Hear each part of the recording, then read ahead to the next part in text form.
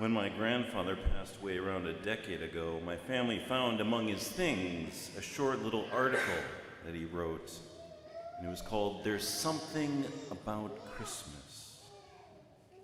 And in it, he writes about all his nostalgic memories of Christmas as a young boy.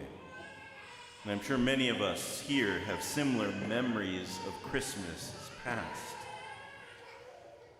And I think all of us could say that indeed there is something about Christmas.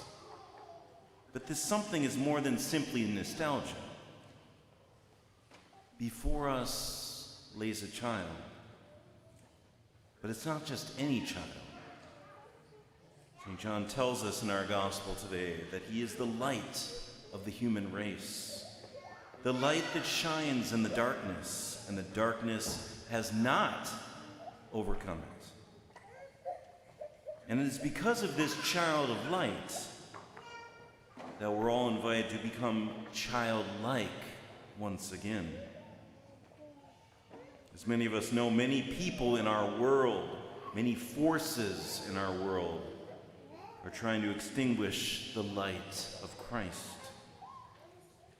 From the secular world pushing materialism and atheism, and trying to take Christ out of Christmas, to groups like ISIS threatening to attack Christian churches on Christmas Day throughout the world. Why are so many intimidated by this baby? St. John tells us later, he was in the world and the world came to be through him, but the world did not know him. He came to what was his own, but his own people did not accept him. So we see here that this child was destined to be rejected by many. When you think of the tenderness that our God came to us in this child, the rage directed him is that much more inconceivable. Unfortunately, this is nothing new. Shortly after Christ was born, we know he was already a hunted child by King Herod, who was obsessed with snuffing out this child of light. Have you ever asked yourself why God did not come to earth as a conqueror and simply wipe out all his enemies? Rather, he came as a defenseless and dependent baby. He grew up as a boy. He learned just like any other child. He lived with his family for around 30 years. Was all this necessary? Absolutely.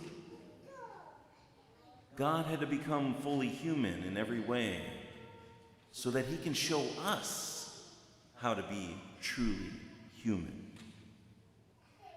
Christ elevates our humanity because he is the perfect human.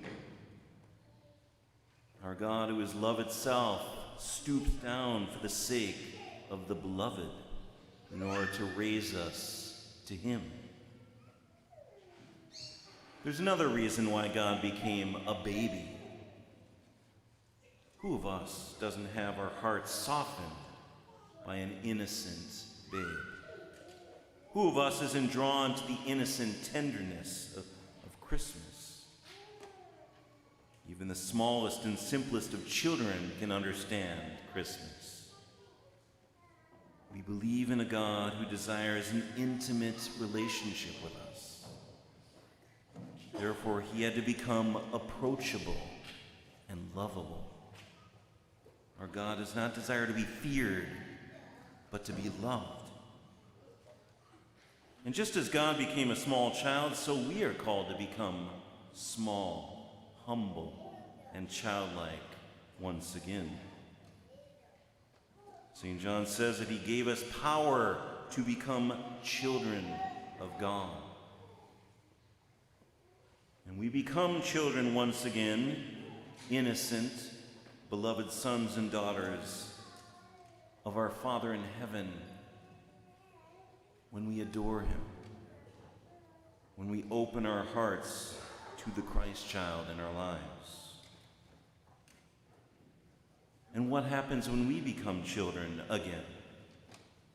Inner restoration, freedom, and finally, ecstatic joy, as testified in our first reading from Isaiah. Whatever darkness we've lived in, whatever dark things we've done, Christmas is the time to come back to our original innocence, to become children once again. But to do this requires that we lower ourselves, just as God lowered himself to become a child and become a small and utterly dependent on us. And so we too need to become dependent on God for everything.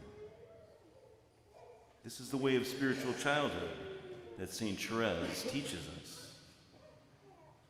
Becoming childlike is not the same as being childish. Spiritual childhood is all about humility, loving trust, and dependence on God for all our needs. And all of us are called to this. St. Therese, we know, is a doctor of the universal church. So my brothers and sisters, we mustn't resist the call of the Christ child at Christmas. There's that famous story when St. Augustine was living in the inner turmoil before his conversion. He heard a child tell him to take up and read God's holy word, which pierced his heart so much after reading that it brought about his conversion. Anything is possible at Christmas. Just read about all the many people that have been converted at Christmas. Someone like Paul Claudel, the French poet, who had an instant conversion at Notre Dame Cathedral in Paris on Christmas Day. Or even St. Therese's Christmas conversion. Many, many graces are present at Christmas. And I'm glad I'm celebrating this Mass for all the holy souls in purgatory, because we know that many souls are released on this day. If we haven't been to confession for a long time, we need to hear the Christ child say to us, "Get up and confess." It is time to reconcile with the one who loves us the most. Then, like Isaiah in our first reading, we will break out in song with shouts for joy, because we will experience the salvation of our God. We hear a lot about Christmas miracles this time of year, but the greatest miracle is your and my conversion. Something powerful happened 2,000 some years ago on this very day, and it's still happening. Let us not resist it in our lives.